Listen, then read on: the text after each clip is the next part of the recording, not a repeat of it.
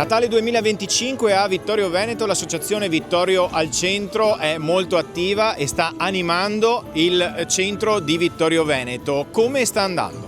Il bilancio è estremamente positivo, c'è stata grande affluenza nelle primissime settimane dove la sfilata dei Krampus l'ha fatta da padrone, 10.000 persone sono arrivate a Vittorio Veneto in piazza e lungo Viale della Vittoria. Tanti appuntamenti ancora ci stanno aspettando, prossimamente ci sarà la sfilata in Viale della Vittoria della slitta di Babbo Natale, abbiamo appena anche ospitato il Natale in fattoria, tante sono le proposte permanenti, tra i quali il mercatino dell'artigianato con altissima qualità di prodotti, tanta creatività e tanto apprezzamento da parte delle persone.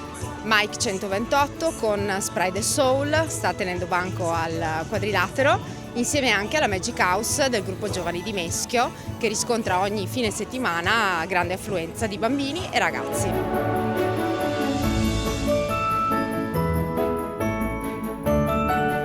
Tantissimi quindi sono i vittoriesi che già dai primi giorni hanno affollato le casette e non solo.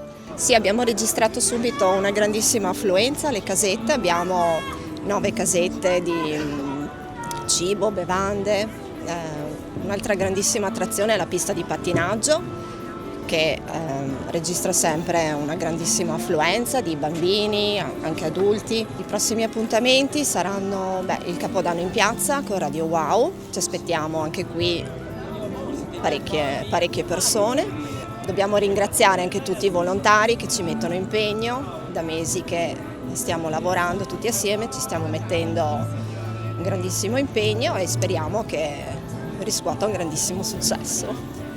Tanti quindi volontari dell'associazione Vittorio al Centro in prima linea, ma tante sono le varie realtà che rendono possibile questo Natale.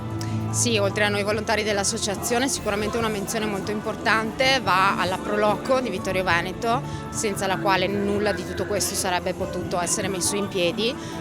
Il Natale alle Botti è stato tra l'altro un evento improvvisato, organizzato da loro in collaborazione con noi di Vittorio al Centro, che ha riscosso grande successo e speriamo che sia la prima edizione di tante altre per i prossimi Natali. Un programma quindi molto ricco e composito. L'invito da fare ai vittoriesi per questo Natale qual è?